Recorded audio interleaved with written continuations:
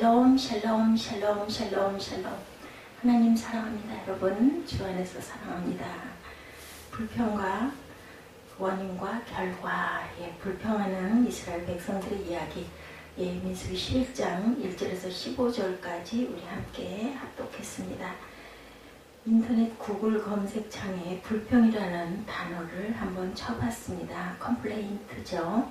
그랬더니 불평을 다루는 문서가 무려 2억 개가 넘는 것을 보고 우리가 살아가는 이 시대가 참으로 불평의 시대가 맞구나 하는 생각을 합니다.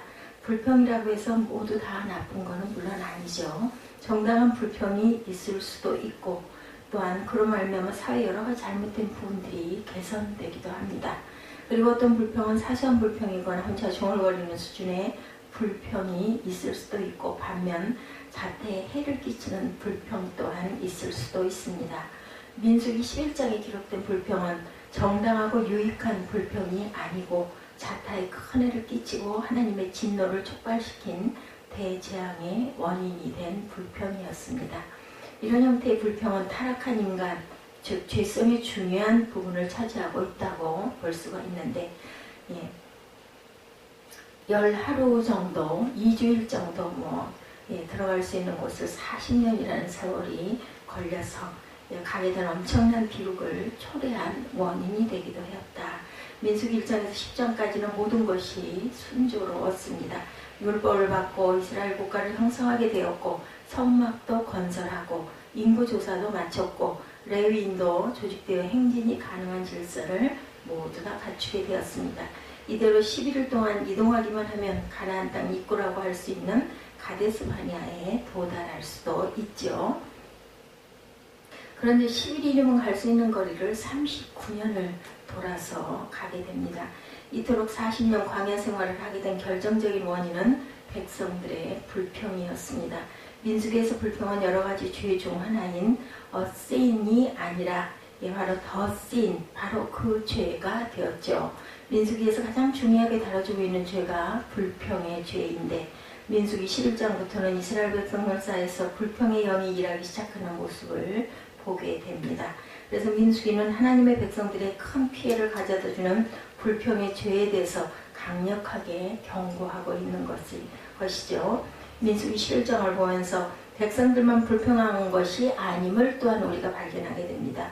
지도자인 모세도 엄청나게 불평을 하는 부분이 나옵니다. 이러므로 이 말씀은 백성들뿐만 아니라 지도자들에게도 해당되는 말씀이다. 오늘은 불평에 관한 3가지 소제목을 가지고 교훈을 받고자 합니다. 첫 번째, 불평의 특징은 무엇일까? 이스라엘 백성들의 불평은 1절에서 3절에 시작되고 4절에서 어떻게 되어 확산되고 있습니다. 이들은 악한 말로 야훼를 원망하죠.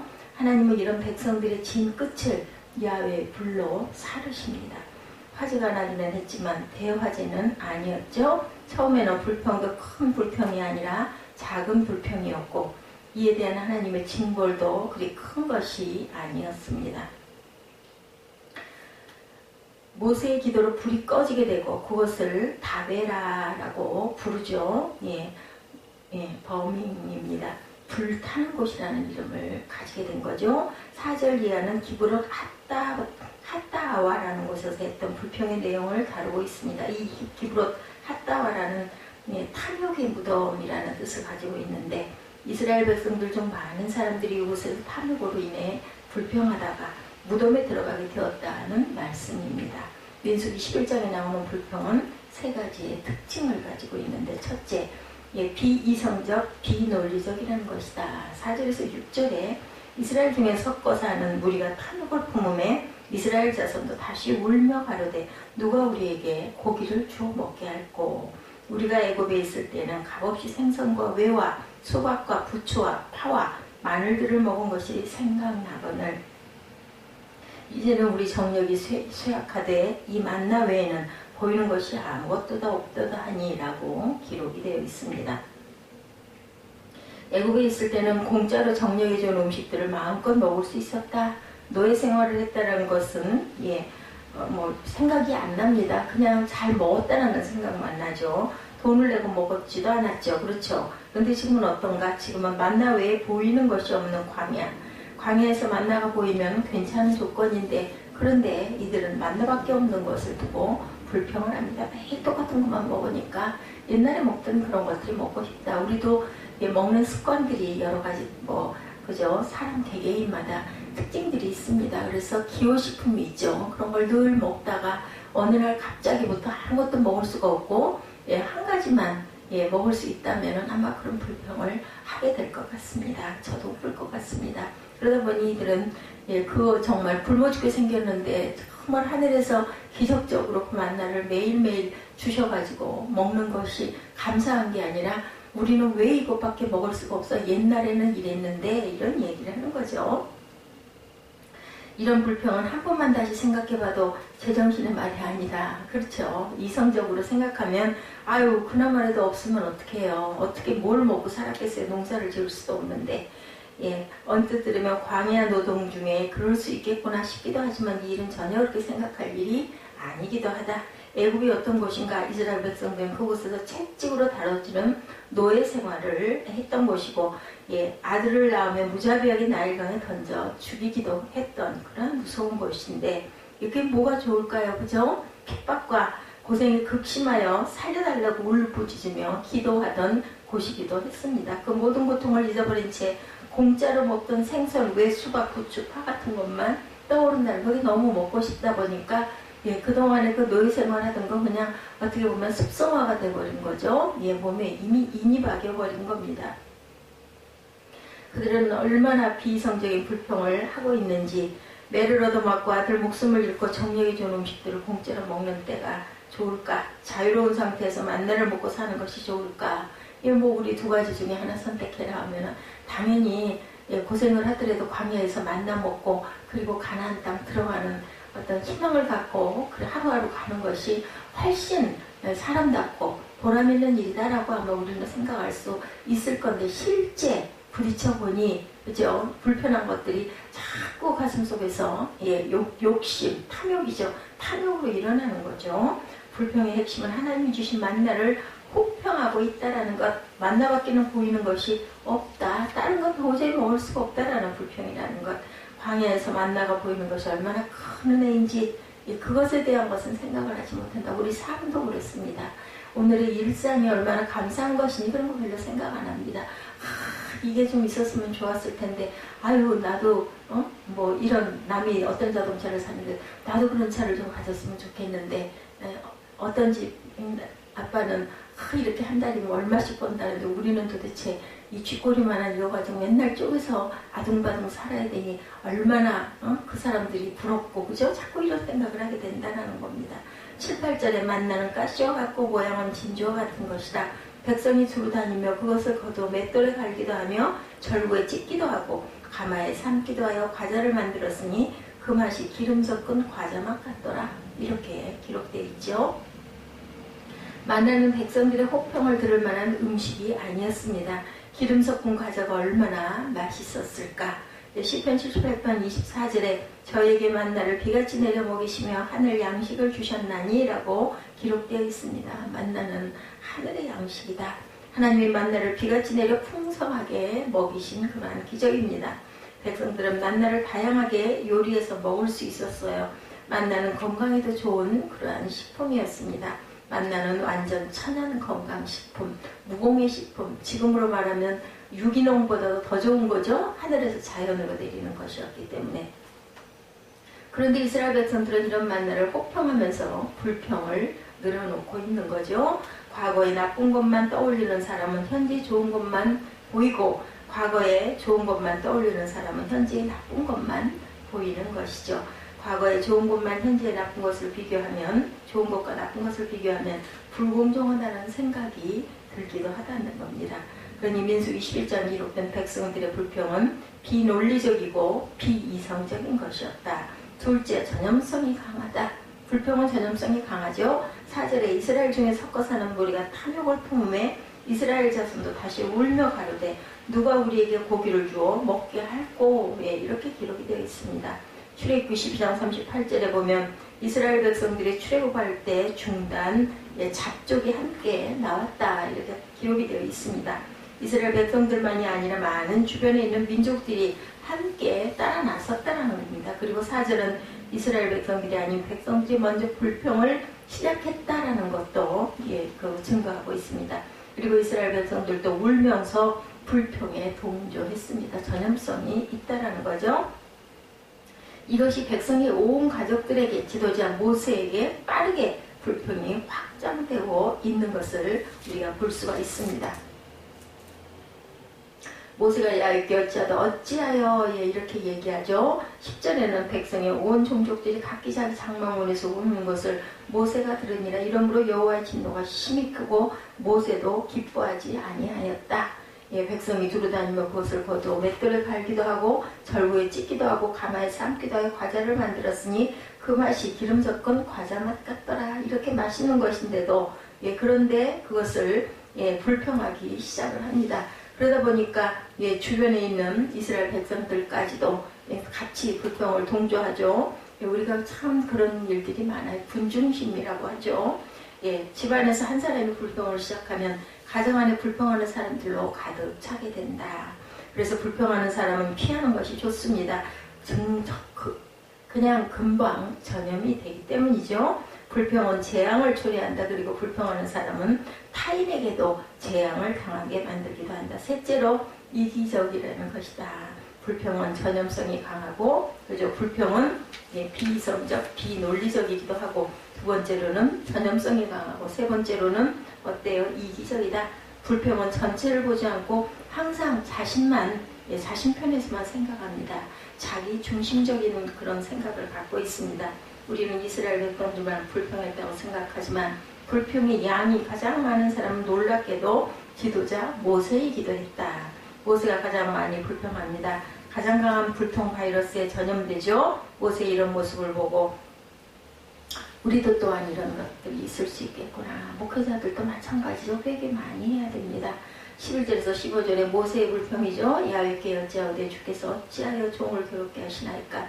어찌하여 나로 주의 목전의 은혜를 입게 아니하시고 이 모든 백성을 내게 맡기사 나로 그 짐을 지게 하시나이까. 많이 괴로웠을 거예요. 모세도 얼마나 고생스러웠겠습니까. 이 모든 백성을 내가 잉태하였나이까. 내가 어찌 그들을 생산하였기에 주께서 나더러 양육하는 아비가 젖먹는 아이를 품듯 그들을 품에 품고 주께서 그들의 열조에게 맹세하신 땅으로 가라 하시나이까.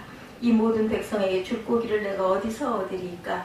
그들이 나를 향하여 울며 가로되 우리의 고기를 주어 먹게 하라 하온즉 책임의 시임이 중하여 나 혼자는 이 모든 백성을 질 수 없나이다. 주께서 내게 이같이 행하실진대 구하옵나니 내게 은혜를 베푸사 즉시 나를 죽여 나로 나의 공고함을 보지 않게 하옵소서. 불평의 강도가 점점 강해지는 것을 볼 수 있습니다. 결국 나를 죽여 나의 공고함을 보지 않게 하옵소서라는 말까지 합니다. 머리가 아주 비상하죠. 하나님이 죽이지 않으실 것을 알고 하나님께 죽여달라고 간구하는 거다. 이와 비슷한 이런 제법을 사용했던 사람이 또한 엘리야이기도 했죠. 이 5구절에서 제일 많이 나오는 단어가 나입니다. 무려 20번이나 기록되어 있습니다. 모두 나와 관련된 이야기다. 애굽의 바로 왕을 이겼고 지팡이 안으로 홍해로 바다를 갈랐던 위대한 지도자 모세가 자기 연민에 빠지고 있습니다. 엘리야도 그랬죠. 그 많은 그죠? 그 이방의 그런 그 술사들을 850명이나 죽였어요. 근데 이세벨이 그냥 죽인다고 뒤쫓아오니까 그만 지치고 겁이 나서 도망가다가 도저히 이제는 기진에서 갈 수가 없어지니까 어디요 로뎀나무 아래서 나는 이제 죽겠나이다. 나를 데려가소서. 도저히 이제는 더는 못하겠나이다. 그리고 그냥 누워버리는 그런 장면이 나타납니다. 그랬을 때 하나님께서는 천사를 보내서 엘리야를 좋은 물을 먹여주시고 그리고 또한 그 떡을 먹여주시고 그리고 재워주시죠. 그리고 또 깨고 나니까 또다시 한번 물과 떡으로 먹게 하시고 이제 가거라. 그래서 갈멜산을 단숨에 가는 그런 사건이 나타납니다. 하나님께서는 우리의 필요를 아시고 우리의 그 육신의 연약함을 아시고 그리고 항상 우리가 감당할 만한 시험도 주시고 고난도 주신다라는 것을 우리가 알고 있습니다. 가정에서도 불평하는 사람들은 가족 전체를 생각하지 않고 나의 불편을 먼저 우리가 토로하게 됩니다. 국가에서도 국정 운영의 전체적인 상황을 보지 못하고 자기 밥그릇 챙기기에 급급하는 그러한 일들도 우리가 보게 되죠. 불평의 원인은 많은 원인이 있지만 4절에 보면 탐욕으로 인해 불평하는 사람들, 10절 후반에 보면 기뻐하지 아니한 모세가 불평한 것을 볼 수가 있습니다. 모세는 하나님을 향해 불만을 품고 있었던 것이죠. 불만을 갖고 있는 사람들은 하나님을 향해 이렇게밖에 못하십니까? 복을 주시려면 똑바로 주시지, 나로 지도자가 되게 하셨으면 모두가 평안할 텐데 왜 그러십니까? 이렇게 불평합니다. 또 12장에 구수 여인을 취한 모세를 향해 미리암과 아론이 불평한 이유는 시기심과 교만 때문이었죠. 이 모든 원인들을 한데 묶으면 한마디로 불신앙이라고 할 수 있습니다. 이들은 세 가지를 불신앙하죠. 첫째, 하나님의 섭리를 불신앙했다. 불평하는 사람들은 하나님의 섭리를 불신앙하는 사람들입니다. 이스라엘 백성들을 향한 하나님의 섭리는 그들에게 복을 주시려는 것이죠. 출애굽하게 하신 이유도 복을 주기 위함이셨고, 노예 생활에서 해방시켜 가나안 땅에 들어가게 하시라는 것도 복을 주기 위함이셨다. 저주를 주시기 위함이 아니고 하나님의 섭리는 복 주시기 위함입니다. 민수기 10장 29절에 모세가 그 장인 미디안 사람 느우의 아들 호답에게 이르되 야훼께서 주마하신 곳으로 우리가 진행하나니 우리와 동행하자. 그리하면 선대하리라. 야훼께서 이스라엘에게 복을 내리리라 하셨느니라. 이렇게 기록되어 있습니다.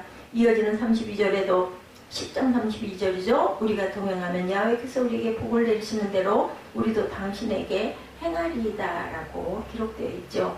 하나님은 이스라엘 백성들에게 복을 주시려고 애굽에서 구원해 내신 거죠. 많은 사람들이 기독교를 두고 기복주의라고 하긴 하지만 다른 귀신에게 복을 주시도록 간구하는 것은 확실한 기복주의지만, 그러나 복을 주시려는 섭리를 갖고 일하시는 하나님께 복을 구하고 살아가는 것은 결코 기복주의라고만 할 수만도 없습니다. 왜냐하면 우리가 자녀 입장에서 부모에게 뭐 달라고 하는 거, 그거 뭐 기복주의라고 할 수 없죠. 하나님은 우리 아버지십니다. 내가 이런 게 필요합니다. 내가 여기가 아픕니다. 내가 이렇게 억울합니다. 뭐 이런 거 아버지에게 토로할 수 있죠. 부모에게 토로할 수 있습니다. 하나님이 죄 가운데 죽을 수밖에 없는 우리를 예수 믿게 하시고 구원하신 이유는 복 주시기 위함입니다. 하나님이 이스라엘 백성 전체에게 복을 주시려고 하시죠. 그런데 백성들이 이런 하나님을 향해 섭리를 불신앙하고 불평불만하는 것은 결국 하나님을 욕하는 것셈이죠. 하나님 내게 복을 준다고 하시더니 이게 뭡니까? 이게 복입니까? 하나님이 이것밖에 못하십니까? 내가 하면 더 잘할 수 있습니다. 이런 식의 불평이라는 겁니다. 둘째, 하나님의 능력을 불신앙하는 것이다.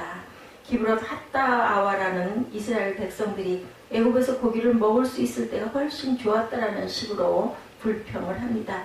그래서 하나님은 1개월간이라도 고기를 실컷 먹을 수 있게 하셨는데 몸을 단장하고 고기를 기다리라고 말씀하시죠. 그러나 모세가 이에 대해 불신앙의 말을 하죠. 21절에 모세가 가로되 나와 함께 있는 이 백성의 보행자가 60만 명이온데 주의 말씀이 1개월간 고기를 주어 먹게 하겠다 하시오니 그들을 위하여 양떼와 소떼를 잡은들 조카오며 바다의 모든 고기를 모은들 조카오리까 라고 기록되어 있습니다.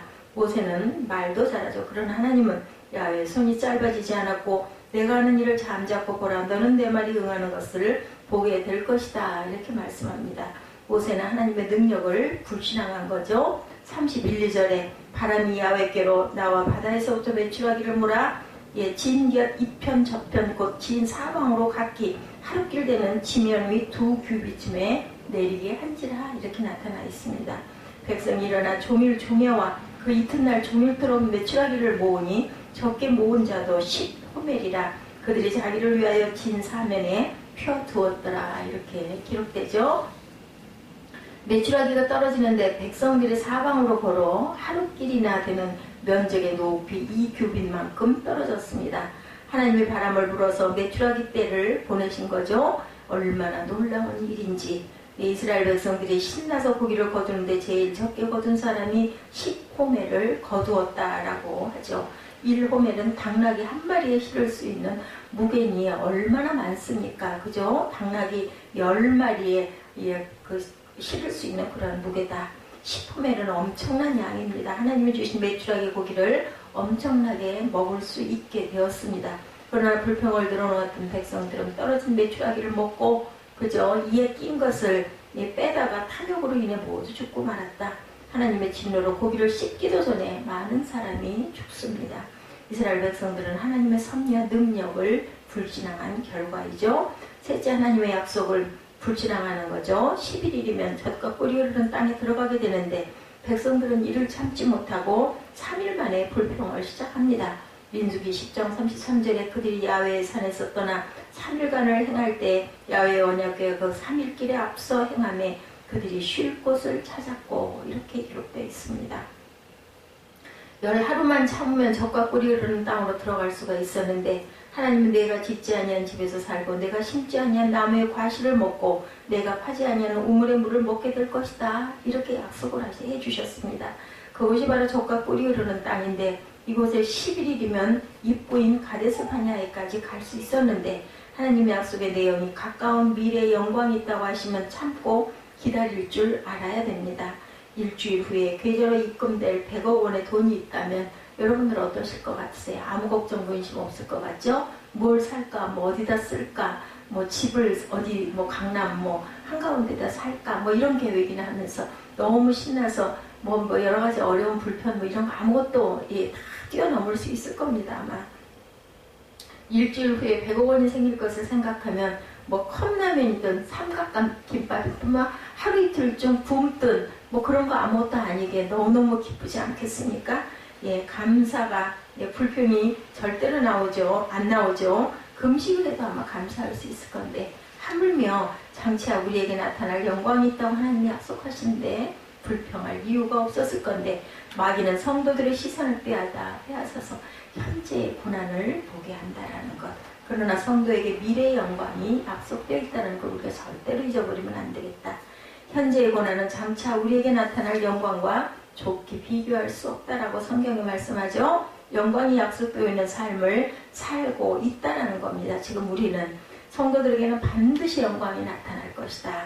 지금 당하는 고난이 아무리 크게 느껴지더라도 그것은 미래의 영광과 비교할 수 있는 일이 아니기에 우리는 인내하며 그날을 기대하고 살아가야 한다. 고난이 조금 있더라도 감사하며 살아가야 한다는 거죠.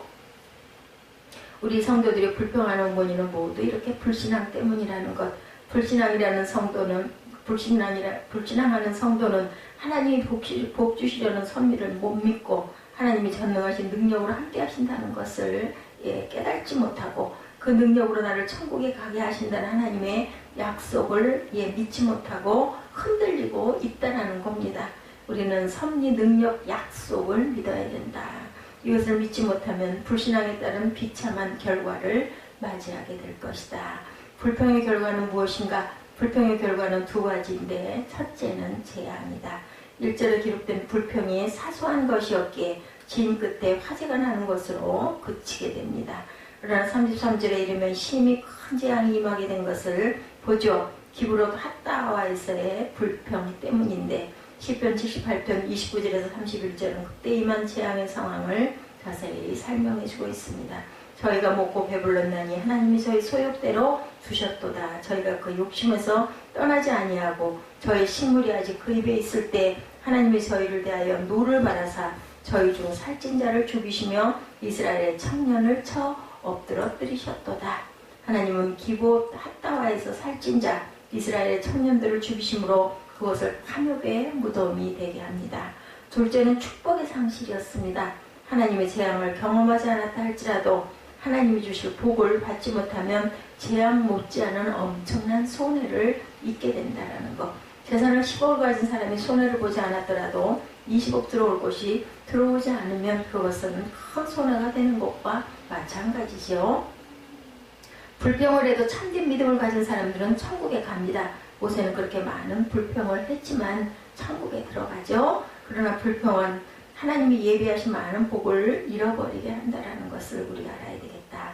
마땅히 받을 수 있는 복을 받지 못하게 되고 불평은 하나님이 예비하신 이 복들을 우리가 누리지 못하고 기브롯 핫다와에서 죽은 사람들을 장수할 수 있는 복을 누리지 못했다는 것. 불평하지 않았다면 장수의 복도 누리고 가나안 땅을 차지해서 복된 삶을 살았을 것이죠. 이들의 불평은 하나님의 복을 이렇게 상실케 했다. 심지어 모세도 가나안 땅에 결국은 들어가지 못했죠. 이는 모세가 지옥에 가게 되었다는 의미가 아니라 하나님으로부터 받을 수 있는 복을 다 받지 못했다라는 결과도 된다라는 것. 불평하는 습관만 고쳐도 기쁘고 풍성한 은혜로운 삶을 살 수가 있다라는 것.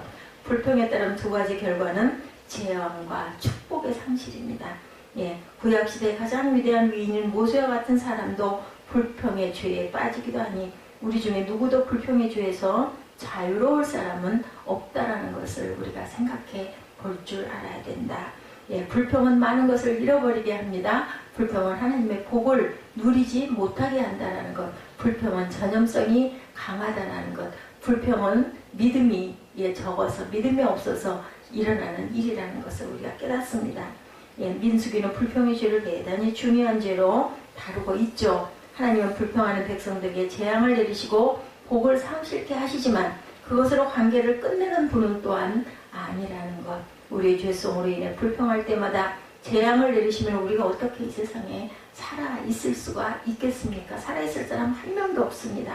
하나님은 반드시 불평에 따른 대가가 재앙을 경험케 하시는 분이지만 그럼에도 불구하고 또한 자비를 베푸시고 용서하시는 긍휼의 하나님이라는 것. 모세가 비록 많은 불평을 늘어놓았지만 하나님은 그에게 자비를 베푸시는 부분이 나타나죠. 민수기 11장 17절에 내가 강림하여 거기서 너와 말하고 내게 임한 신을 그들에게도 임하게 하리니 그들이 너와 함께 백성의 짐을 담당하고 너 혼자 지지 아니하리라. 이렇게 기록되어 있습니다. 도와주시죠. 모세가 불평하는 것에 대해서 하나님이 이렇게 자비를 베푸셨다. 하나님의 자비가 엄청나게 크죠. 이런 하나님의 특별한 자비는 불평하는 백성들에게 징벌 내리신 것으로 끝나지 않고 성신을 부어주신 것으로 나타납니다. 감사에도 복을 주시고 불평을 했을 때는 또한 불평해도 복을 주시죠. 왜냐하면 하나님께서는 우리의 심정을 헤아리신다는 것, 이해하신다는 것. 너희들이 연약해서 그렇구나. 예수님이 그러시죠. 한시도 나와 깨어있을 수 없더냐. 마음은 원이로되 너 육신이 연약하구나 라고 이렇게 이해하십니다. 너 혼자 지지 않게 내가 도와주리라 말씀하시죠. 모세가 불평하는 것에 대해서 하나님이 이렇게 자비를 베푸셨다. 이 자비는 정말 큰 것인데 이런 하나님의 특별한 자비는 불평하는 백성들에게 징벌을 내리신 것으로 끝나지 않고 성신을 부어주신 것으로 나타납니다. 감사에도 복을 주시고 불평을 했을 때에도 복을 주십니다. 하나님은 70명의 장로들에게도 성령을 루하흐를 부어주셨죠. 25절에서 29절에 야훼께서 구름 가운데 강림하사 모세에게 말씀하시고 그에게 임한 신을 70장로에게도 임하게 하시리니 신이 임하신 때 그들이 예언하다가 다시는 아니하였더라. 그 농명된 자 중 엘닷이라 하는 자와 메닷이라 하는 자 두 사람이 진에 머물고 회박에 나아가지 아니하였으나 그들에게도 신이 임하였으므로 진에서 예언한지라 한 소년이 달려와 모세에게 구하여 가로되 엘닷과 메닷이 진 중에서 예언하더이다 하며 택한 자 중 한 사람 곧 모세를 섬기는 눈의 아들 여호수아가 말하여 가로되 내 주 모세여 금하소서. 모세가 그에게 이르되 내가 나를 위하여 시기하느냐. 야훼께서 그 신을 그 모든 백성에게 주사 다 선지자 되게 하시기를 원하노라. 이렇게 기록이 되어 있습니다. 신약시대 오순절에 일어난 사건이 구약시대에도 나타났다라는 거죠. 70인 장로들에게 영이 임하니 예언을 한 번 하고 다시는 하지 않았다라고 증거합니다. 엘닷과 메닷이라는 일반 백성에게도 성령이 임하자 예언을 하더니 그쳤더라. 이 말씀은 성령이 임하면 예언을 하게 된다는 교훈을 주는 것이 아니고 엘닷과 메닷이라는 사람의 이름이 중요한 것도 아닙니다. 하나님은 비범한 몇몇 사람에만 성신을 부어주신 것이 아니라 평범한 사람에게도 성령을 부어주신다는 것을 의미하고 있죠. 이 사람 저 사람이 모두 성령을 받게 되었다는 내용. 불평을 이길 수 있는 방법은 성령 충만을 받는 것이고 성령 충만하면 불평한 것들이 감사의 제목이 됩니다. 그러므로 마음속에 원망과 불평이 많은 사람들은 하나님을 가까이하고 하나님 앞에 나와 기도해야 된다는 거죠. 우리가 성령 충만을 받을 수 있는 방법은 기도하고 말씀을 읽고 묵상하는 길입니다. 우리 영혼에 감사가 넘쳐 재앙이 떠나가고 하나님이 주시는 복으로 충만하게 되겠죠. 예, 내 영혼이 살됨 같이 내가 범사에 살되고 강건하기를 내가 간구하노라. 예, 이 말씀처럼 우리는 성령 충만하여 복을 누리는 저와 여러분들 다 되시고 오늘도 승리하는 하루 되시기를 주님의 이름으로 축복합니다. 기도하시겠습니다.